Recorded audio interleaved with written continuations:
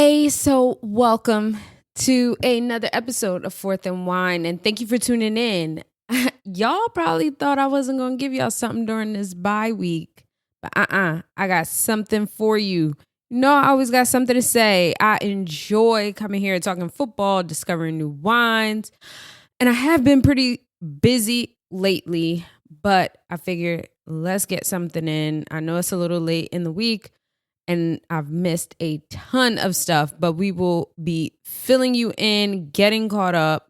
I can't wait for some of the things I have in the pipeline when it comes to Fourth and Wine, some of the content, and some of the fun things we're just going to do around the show and my Instagram pages. So make sure you follow at Fourth and Wine and at For the Bird Sports on Instagram, TikTok, and Twitter. But anyway, let's get into it. You are checking out Fourth and Wine.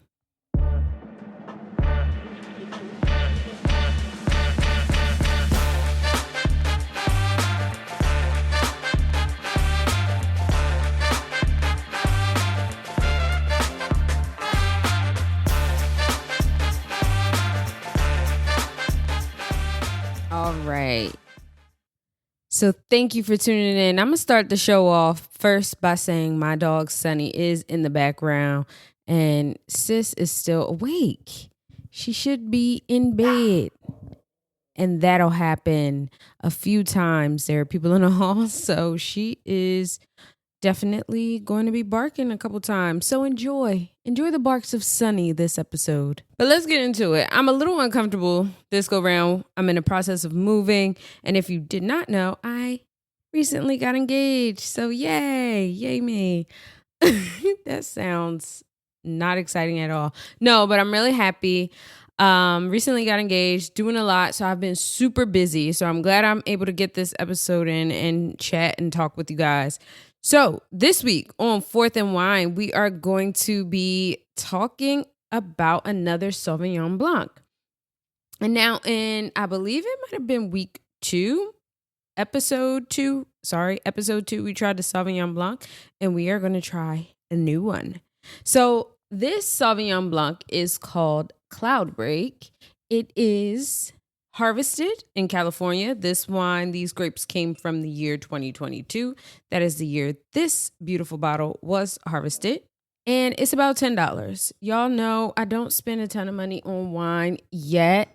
As I'm learning and figuring out things, I'm trying out a variety of things. And I want to offer you guys some affordable wines that you can enjoy, sip on, have with your dinner casually. So that's what I'm here to give. Sauvignon Blanc is a leading wine in California.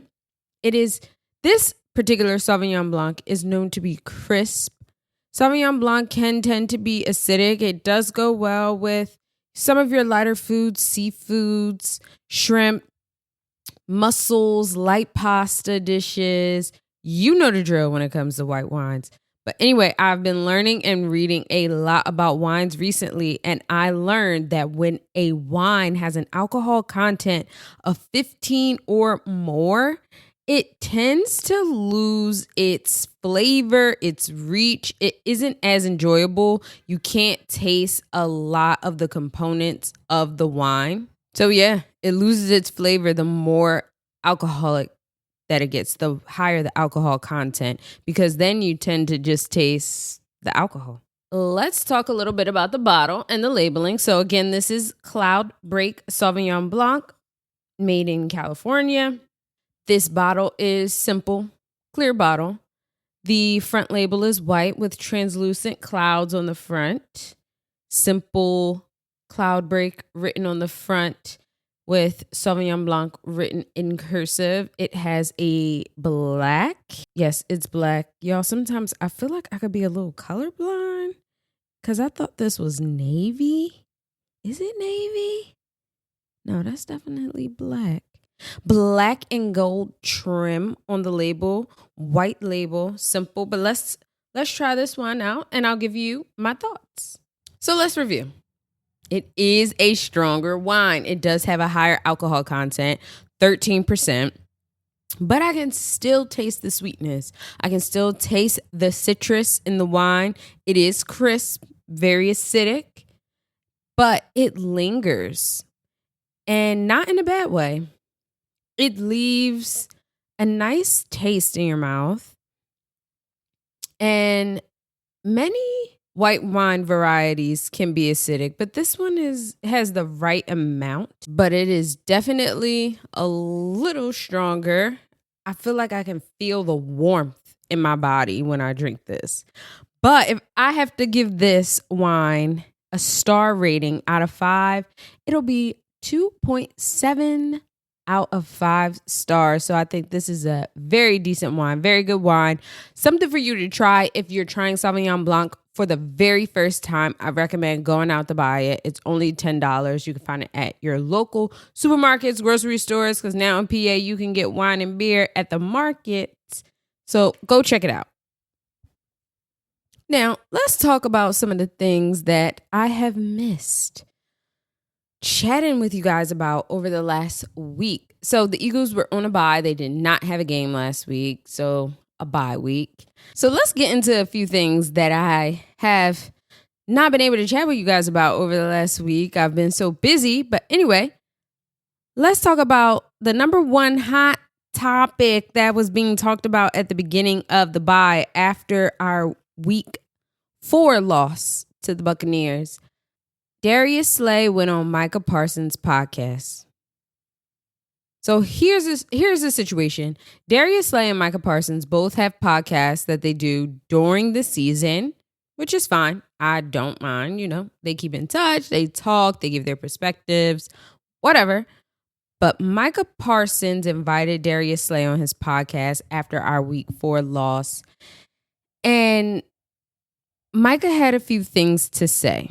So on Micah Parsons' podcast, Darius Slay said this, and I quote, "8 gonna bring the noise, 8 gonna bring the energy, and 8 gonna bring all the trash talking that half the team's not doing.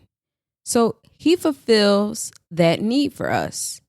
But you gonna talk, you gotta back it up at some point in time. And if you don't, he know for sure that media gonna catch it. Gonna catch it on attention, and he gotta be ready to answer." Now, if you don't know, 8 is CJGJ. He is the DB and safety for the Philadelphia Eagles. So over this past season, CJGJ has had 21 tackles, 2 defended passes in the last 4 games. So to give you a little bit more of a backstory, Micah and CJGJ were going back and forth on social media before Darius Slay went on this podcast, and things got a little bit heated. So let's say that there's some animosity between Micah Parsons and CJGJ. Also, they are division rivals. Micah Parsons plays for the Dallas Cowboys. However, shortly after our week 4 loss to the Buccaneers, a horrific and embarrassing loss to the Buccaneers, Darius Slay decides to go on his friend Micah Parsons' podcast, a division rival, and engages in conversation where they laugh and talk about CJGJ giving up a touchdown from Sunday's game against the Bucs. I'm going to just say it plain and simple. It's not a good look, Darius. It is not a good look. Slay, excuse me. It is not a good look. And here's my problem. I don't care if these guys have a podcast and this is something that they do in their free time. And a lot of the media is complaining because they feel like, oh, Darius Slay has his podcast. It's distracting, yada, yada, yada. Look, I don't care. Because let's be real. Jason Kelce had a podcast last season with his brother. No one considered it distracting. So I don't have a problem with them having a podcast. But here are my issues. This is a division rival team. Why are you on his podcast after an embarrassing loss like we had, and then laughing about moments where your teammate, as the captain, your teammate gave up touchdown? and you're laughing about missed tackles. This was a poor decision on Darius Slay's part. Poor decision and poor taste. And then CJGJ sees this. And he's like, damn, bro. Like, as your teammate, I'm already embarrassed that I gave up a touchdown. I'm already embarrassed by my play. But if you want to hold me accountable in the locker room. Call me. Don't go on a division rival, the Cowboys at that. It's not just any old division rival. It is the Cowboys. It is Michael Parsons' podcast. And then you call me out. Then shortly after the game, also, Darius Slay went on Twitter and started telling people like, when you talk about me, make sure you talk about my Pro Bowls and this and my accolades. And yes, you are a Pro Bowler. No one is taking that away from you. A lot of Eagles fans can be harsh, to put it nicely. But we're talking about the here and the now. Hold yourself accountable. Hold your teammate accountable, but not on social media in the embarrassing fashion that you did because you knew he would see it. And he didn't. I'm sure he didn't enjoy it. You calling him out and laughing at him on a podcast with Micah. It looks crazy. Later, Darius Slay addressed his comments and pretty much just said, I'm human and the media can be very hard on me at times, and I hope his mental is cool, but I just didn't appreciate how he went about it. His laughter, just being too jovial on Micah's podcast, coming at your teammate. It was in poor taste. And there she goes, barking. Since we are on the topic of social media, video clips, and things going viral, let's also talk about last game. Let's talk about a specific clip from last game. So there is this clip going around on the internet right now where Avonte Maddox is talking with Bucs wide receiver Mike Evans, and he's talking about gaming during the game. And he says, hey, you still be gaming? And then Mike Evans responds that he does, yada, yada, and he'll get up with them and they can play Fortnite together. So while the exchange is innocent enough, and nothing about the exchange is bad. I'm sure they talk all the time on the field. You out there playing for a few hours. I'm sure conversations happen. But during the exchange, bro, we are getting cooked. Our secondary is getting cooked. Figuratively and literally. The Bucs game was hot as hell. Folks were passing out, needing IVs. We were baking out there. And we were giving up touchdowns. And you talking about gaming? Gaming? We talking about gaming? Not the current game that we playing. We talking about gaming? But no. Mike Evans' stats during that game, he had 8 receptions for 94 yards and 1 touchdown. And we talking about gaming? It's just funny. It's just funny because I feel like some of the players need to learn a little bit about trash talk, a little bit about, having a little dog in them, having a little fight in them. CJGJ and Q need to get with their teammates and teach them, how to have a little fight in them. Like this, I'm not your friend out here. When we are playing during these 4 quarters, we are not friends. I have nothing to say to you. Unless it's something to tear you down. I'm so serious. Now, since Avonte was so worried about gaming, he'll now be sitting on the bench. And the two probably are not correlated, but I related them. So week 6, today it was announced that Avonte Maddox starting job is going to Cooper DeJean, who will be starting against the Browns. Now, last week we saw Cooper. He was playing punt returner, which looked a mess. Special teams looked horrific. But this will be something new that we see. Cooper starting. We'll see how he handles the pressure. I think it's a good time for him to start. And I say this because we are playing the Browns, and they have not been playing well this season. So I think this is a good opportunity for him to get his feet wet, to get settled in. He's had a few weeks to learn behind a few of the veteran guys. But I'll be honest, I haven't seen a lot from Cooper in this preseason. Now, I will preface this with saying he was injured during training camp.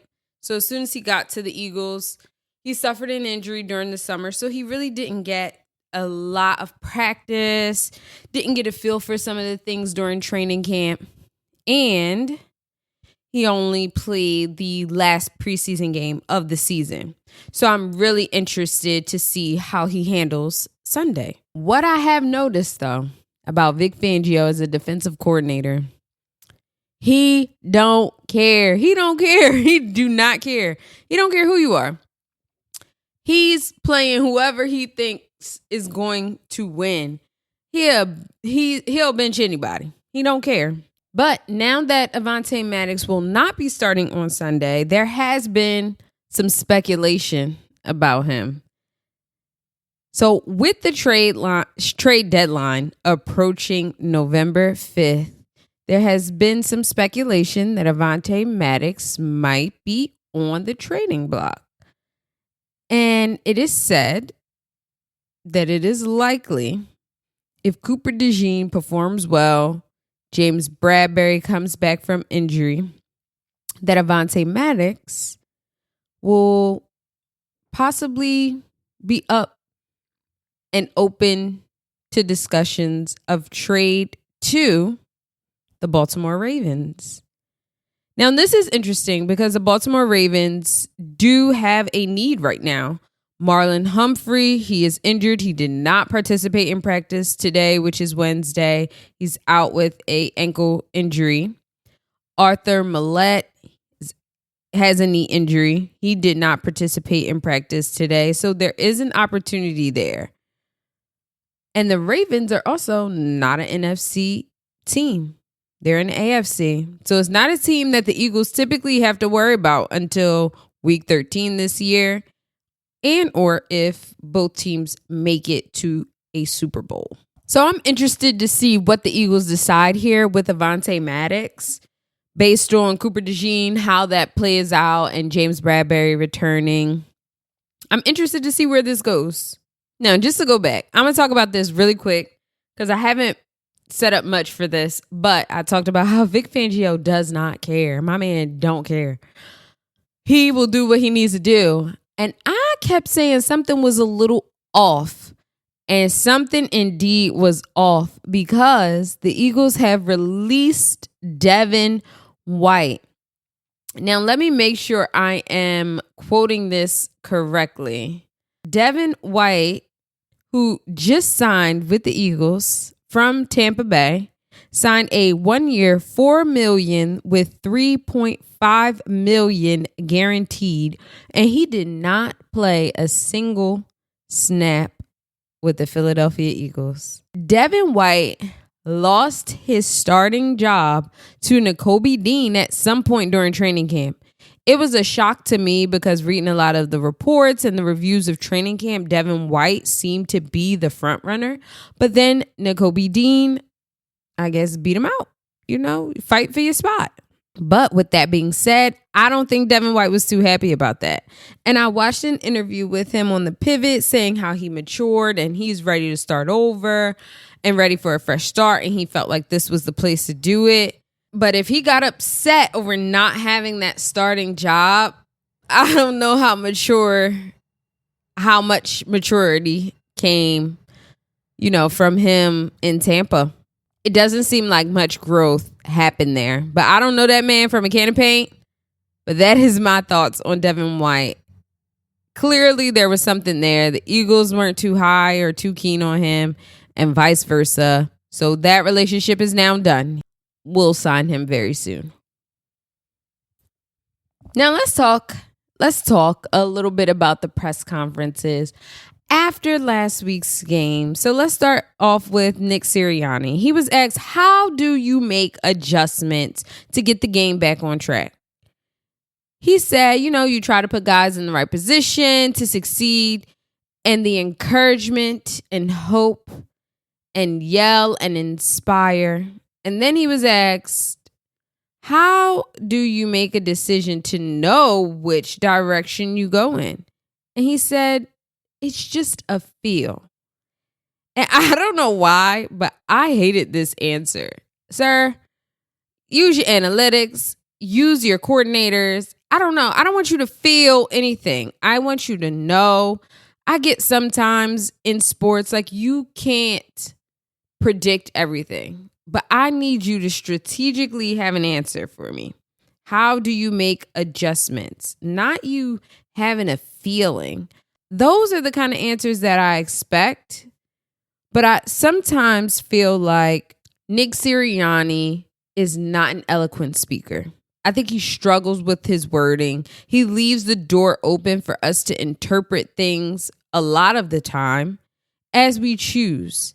Or he talks a lot and then he begins to dig himself into like this hole, which pegs another question, which leads to confusion and digs another hole here. I think that is some of his downfall. And also Coach Sirianni, as you know, always talks about accountability. He says everyone needs to take accountability and everyone does hold each other accountable. I don't know if I agree with that fully. At least I don't see it, but I'm not in that locker room. I don't know how these team meetings go. But I need this team to really begin to hold each other accountable. And I need to see a leader here. Then he says again, he's only going to ever talk about what he does poorly. He's never going to point the finger. He's never going to put the blame on someone else. And honestly, I don't think he should, but I think he should share moments where he does do well. Don't just share the moments where you don't have a great game or you don't succeed. Don't say, that was on me. Yes, hold yourself accountable, but then say, yeah, you know, I worked with X coordinator on this play and it worked out and we really gained some yardage and I was really proud of this. So now, noticing from this press conference, Coach Sirianni is never going to let the media in 100%. And I'm starting to realize that. I think he keeps a lot of things secret. We'll never know the full game plan, which is fine because we shouldn't, because other teams are listening as well. But I think he should let us in a little more when saying like, you know, this player, we'll talk with them, or like that. I know speaking with Jalen, there's some things that he wants back, some things that he wish he could have done better. And we are going to address these things rather than him taking the full burden on his shoulders all the time. I know that is what comes with being a head coach. But sometimes I just want him to be a little bit more realistic about how he holds his players accountable and what he truly sees. Now, you know, every single week the media is going to ask him about the game plan and how much he was a part of the game plan. He talks about how he collaborates with Kellen on the game plan and he consults with Vic sometimes on a game plan as well. Now, Coach Sirianni is an offensive mind. He was an offensive coordinator for the Indianapolis Colts before coming to Philadelphia. And he talks a little bit in this press conference about how they come up with the game plan together. And I think he should help come up with the game plan. A lot of people and fans don't think he should be a part of it. But as the head coach, he deserves to be a part of this. But during the game, as I said on my previous podcast, I think we should allow the coordinators to make the decisions that they need to. The only thing Coach Sirianni should be doing during the game is managing the game. Now, when he is asked about Jalen's performance, he focused on the team's overall consistency instead of giving a direct answer about Jalen. But I just chalk that up to media presence. He's not going to bash or throw his quarterback under the bus in front of the media, knowing Philadelphia. But he mentioned, you know, the team will use this bye week to address turnovers, that the team needs to protect the ball better. He constantly said, you know, the team is only 2-2 and kind of downplay a lot of concerns about losing and being 2-2 and about the turnover battle. I feel like he's not considering the full context of how the Eagles have been losing this season and last. And I think last season sits on our mind so much, which is why we still harbor on it, because we were 10-1 and by the end of the season we were 11-6. Like, we went on a serious losing streak. And I feel like in 2-2 in a regular world, no one would be worried. But when the rest of your division is performing well, the Cowboys are 3-2, and the freaking Commanders are 4-1. You should be very worried. Now, some of my personal thoughts on Coach Sirianni is that he lacks a little bit of confidence in his role. So I feel like from last season, he is a bit embarrassed.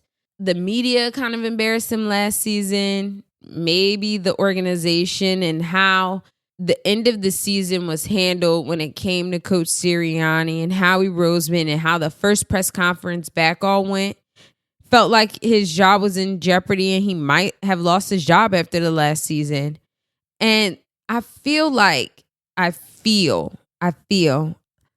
this is, and I told you I don't even like when Sirianni feels things, but I can feel things because I'm just giving my opinion. I feel like he doesn't have the full respect of the locker room because he's unsure of himself.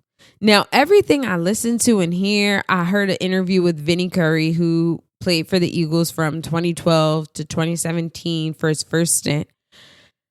Vinny Curry talked about how everyone loves the coach. So a lot of this is just my pure assumption, but it looks like he doesn't have their respect. And I feel like Coach Sirianni struggles with imposter syndrome, which comes from feeling like you're in a room where you don't belong. And it's like, dude, you belong here. You got the job. You belong here. Act like it, be it, sit in that, live in that, and own it. I feel like he needs to find his identity as a coach, which will help the Eagles find their identity as a team. Moving along, Kellen Moore also did a press conference after the game, and he talked a lot about being able to identify the defenses a lot better, which I think is very important. And he said, presentation is different, but football is the same. And he wasn't surprised. He just feels like, the team just needs to make better adjustments. And it starts with him. I don't hate what he said. I just hope he is holding himself accountable along with his players. He talked a lot about coaching up and making sure they handled the turnover battle. He talked about that being a very big focus during this bye week. So we'll see how they come out in week 6. And he talked that coaching was the reason for a lot of these turnovers. He didn't put his players in the right position to do what they needed to do to execute. And he took all the blame. And that's true. But at the end of the day, Kellen, you're not on the field. Your guys have got to protect the ball. I get that there are situations that they will be in because of a play that you called that might not be ideal, but hold on to the football. Now let's talk a little bit about special teams because we know they did not look good either. Now, Michael Clay is a special teams coordinator and coach, and he talked a little bit about Isaiah Rodgers' play and said, when Isaiah mentioned that he didn't understand something, he felt like that was on him. So this is a running theme with all the coaches. They are taking accountability and holding themselves accountable. I will say it again. I need them to hold the players accountable as well. But he said that he needs to be able to communicate things a little bit better because if he has a player that's not understanding something, then that falls on him. And I 100% agree. He does need to coach a little bit better because there is no reason that Cooper and Keely Ringo are running into each other or that Isaiah Rodgers trying to outsmart the refs and, the other team pushes a defensive player into Cooper DeJean. And when things look that way, that is usually due to coaching. Now, ultimately, I know the coaches aren't going to throw the players under the bus, especially not to the media.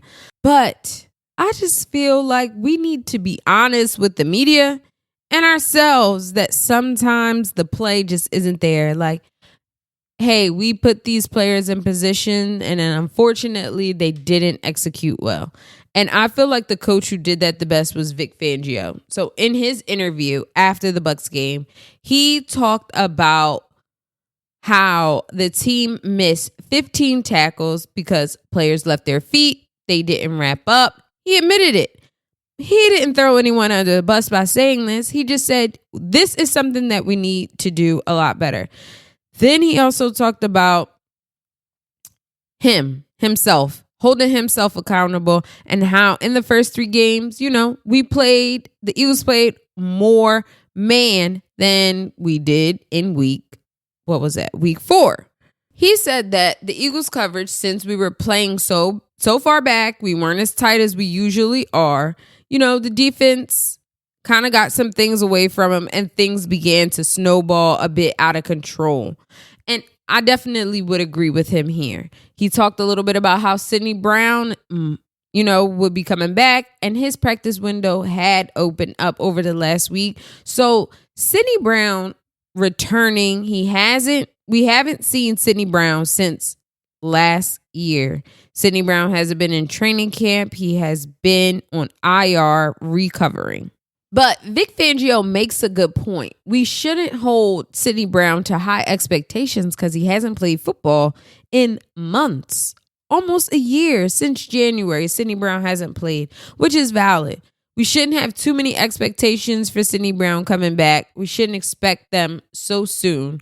But I'm excited for Sidney Brown to come back because, one, he tackles, and it'll be good to have some more depth to that DB room. Vic Fangio was also asked about our favorite player. Who we always talking about, y'all? Bryce Huff. Okay. He talked a bit about Bryce Huff, just saying that he thinks Bryce Huff is improving somewhat in certain areas. He said, I think he's improving a lot with the run defense. And, he also mentions that this is new for Bryce Huff. Run defense. He said with his time in New York with the Jets, he was asked to do something a little bit differently. And I think that is a bit true because with the Jets, he had some other talent on his team with like Keenan Williams. These guys, that is a solid defense that they have in New York. And here in Philadelphia, the matchups are just a little bit different. I think he's a little bit smaller than a lot of the matchups he's seeing here compared to the matchups he had in New York. But Bryce Huff, he's got to improve. I've got to see him get to the QB. Josh Sweat finally did last week. Shout out to him. But I'm hoping that gave them a bit more momentum. I need to see something from the edge rushers. I keep saying every single week, it is just disappointing to give up a player like Hassan Reddick, bring in Bryce Huff to kind of fill that role a little bit along with Josh Sweat and the other pieces that we have on the defense. But bringing him in, you kind of expected him to step up and, be our top edge rusher. Him and Josh Sweat combined together, and it's just not happening. Now, let's talk a little bit about the upcoming game against the Cleveland Browns. Week 6, we are playing the Cleveland Browns here at Lincoln Financial Field. The Cleveland Browns are 1-4. Their one win this season so far was against the Jacksonville Jaguars. They are still third in the AFC North, which they're tied right now with the Bengals, surprisingly. In their division, they have the Ravens, the Steelers, and the Bengals.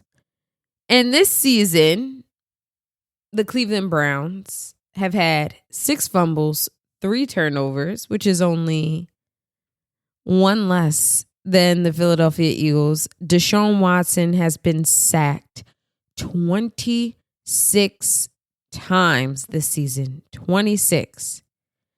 This sounds like an offensive line problem, but I digress and move along. And he has a QBR, quarterback rating, on this season of 21. Anyway, the Browns just aren't a good team. And the Eagles defense should tear the Browns offense apart. Now, in the Cleveland Browns offense, they are missing Nick Chubb, who is the Cleveland Browns running back, who is a beast, I will say.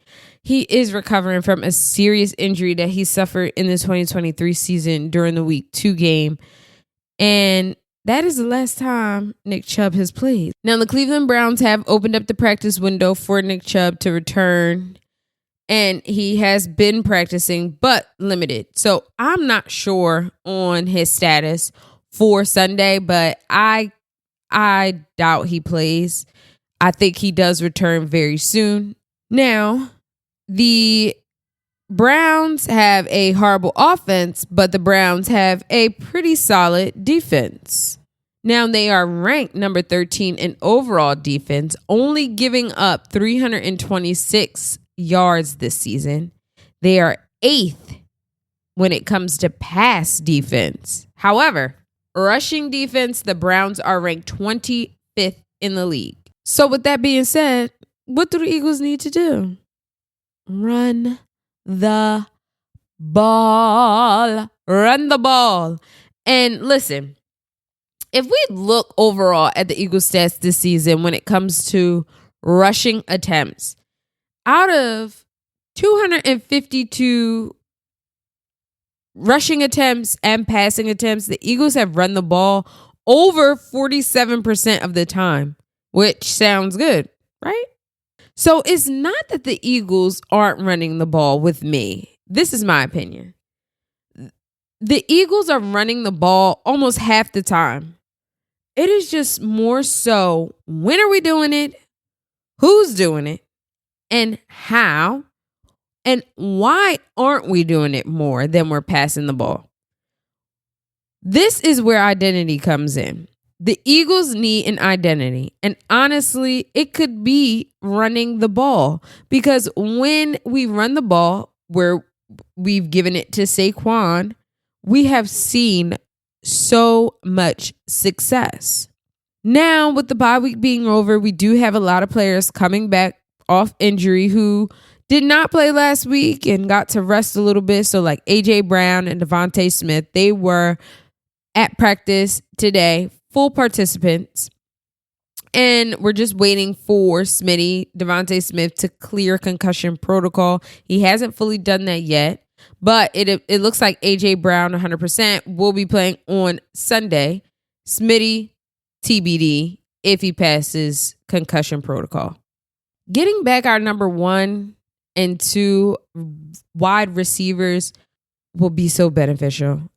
I think this is what Jalen needs. Jalen needs his guy, AJ. Jalen, when AJ is not playing, does not look good. I'm not sure why that is. I don't want to say it, but I am starting to lose faith in Jalen if AJ Brown isn't out there. Another person that we have returning back from injury is Lane Johnson, our guy Lane, who is the Eagles' right tackle. And I think this will be good for Jalen as well. Keep him from getting sacked, help his blind spot a little bit. But, for the birds and for the wine, we'll be at the game on Sunday. So look out for me. So if I am yelling, screaming, or saying, "Go Birds," say it back. Don't be rude. Say it back. Anyway, hopefully the next time we are talking and I'm doing this podcast, I'm coming at you and we're talking about a win against the Cleveland Browns. So until next week, thank you for listening. This is Fourth and Wine. I'm out.